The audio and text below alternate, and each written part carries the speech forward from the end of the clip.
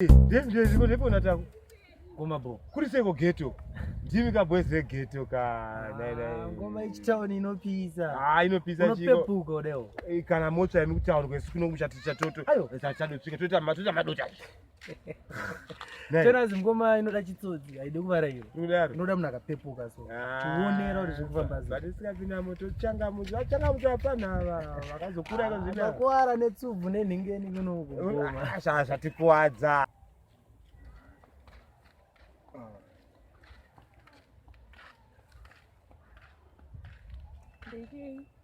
Yes, can go. What do you say? Boy. I balance the minutes, but I'm going to be balance the minutes. Maya Blaz. Do you know them no buys again? Who's about me? Goma.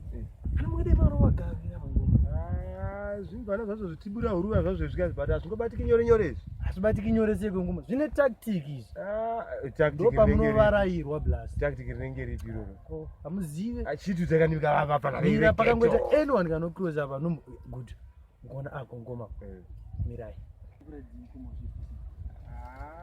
iyo mbana iwe dzasimbi dzemunezo ungazigona idzi iyo mirai papo kwakanaka ita sei imana tiri kutsvaga kemi noti tiri kutsvaga iwewo but ndimi vanhu vatiri kutsvaga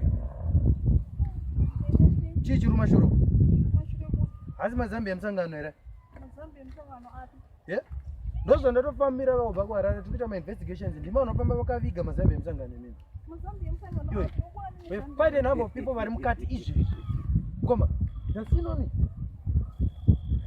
ndio akomana vegetu aiwa mira tomuona mukoma iwe come closer mira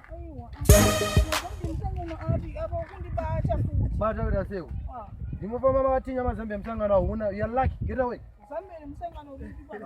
be wise next time